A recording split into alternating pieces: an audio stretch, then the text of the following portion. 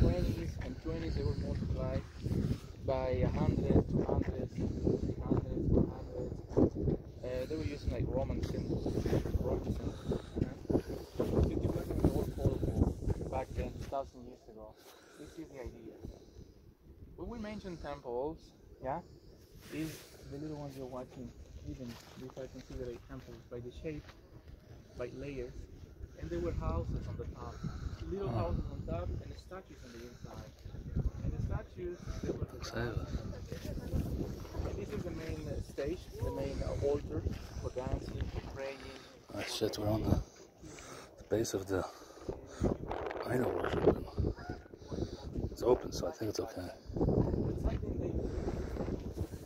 I always say some beliefs can make you do crazy things, yeah, or good things, right? Depends, yeah. So that's why people, they believe the sun needs to be filled with human hearts, or plants, or animals, you know. And so that's why they were dancing, they were praying, and they were paying back. Something that was happening in this place or around the globe that we know is like please and thank you. Please bring the water. Thank you for bringing the water. I mean, that's why they were dancing. Everybody was dancing. There is something in common around the planet, you know. Everybody knew art carving, art painting, and art music. And even music was a way to communicate with people, or with gods, or God, back then. That's why, imagine 10 drums in this place. 10 drums, imagine, here. Boom, so loud. Boom, boom, boom, boom. This is a plaza. Every big temple, every big city had a plaza.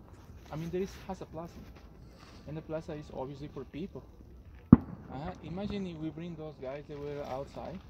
They can fit in this plaza perfectly. So, I don't know why they made the meeting in there. This is a good spot. But they don't want to pay 80 pesos, that's why I think. But yeah, imagine they were congregating people in this city. Teotihuacán was multi-ethnical, you wonder, yeah? Multi-ethnical, like some countries today are multi-ethnical, yeah? And that's the way the potency, the potential. Teotihuacán grew up like this.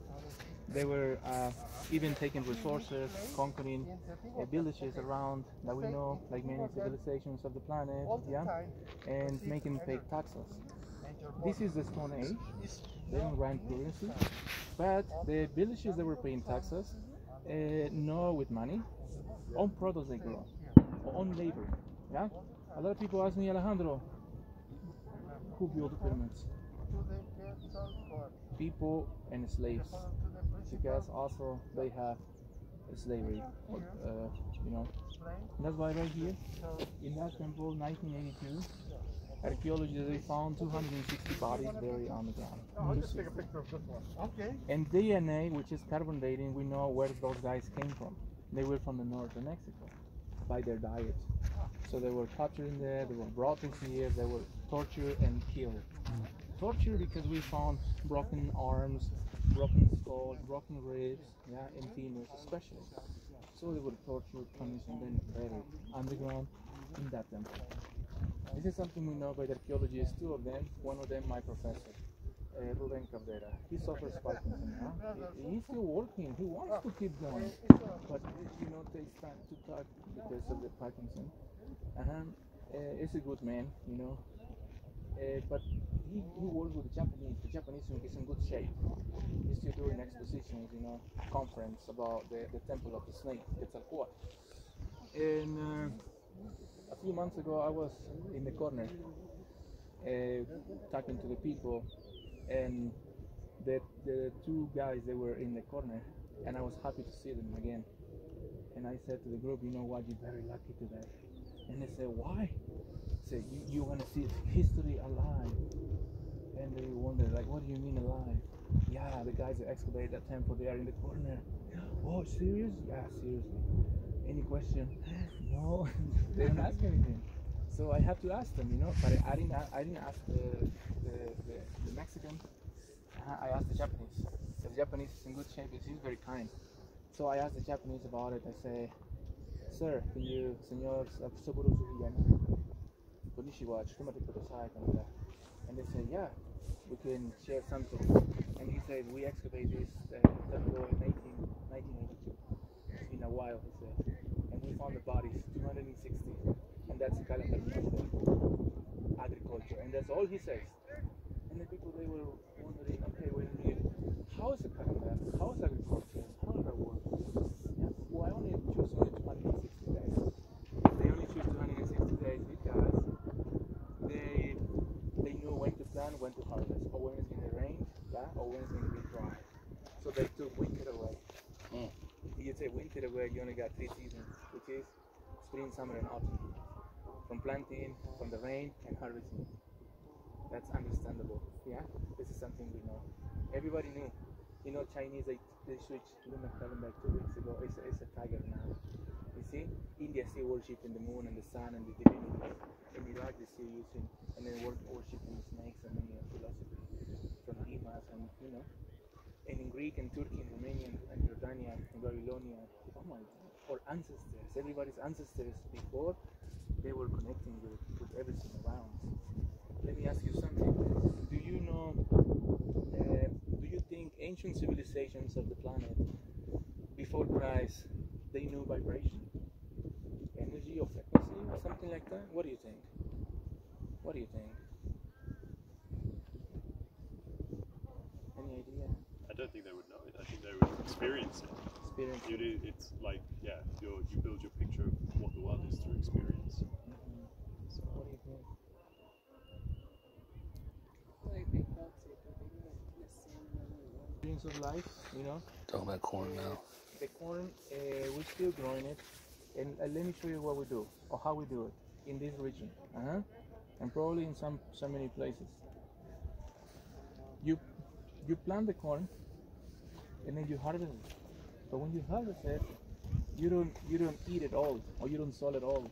You save some for next season. But you're planting your own corn. You understand? So this corn is being for generation and generation and generation. And let me tell you something what's happening in my town. No, it's not happening anymore. The people, agriculture people, they have like meetings like that one, once a year to exchange their corn as a symbol of abundance in this region.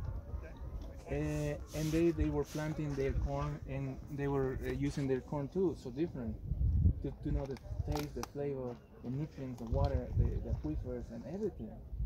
And they were planting. Let me explain you. This is something I learned from my family and generations, or 4 generations living in this place. My daughters are the 5th generation living in this place, and they all know how to plant corn. Do you know how to plant corn? Be honest. Yeah, this is something where I don't know. Try to discuss with the government, like at least in the schools. The main thing the children need to know is how to plant corn.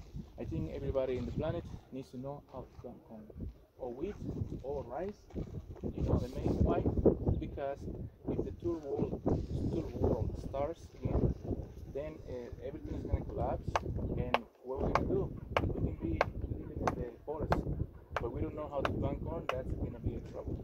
That's something we realize. We think, That's why last year, in August 13 last year, 2021, that was 500 years of the conquest of Mexico.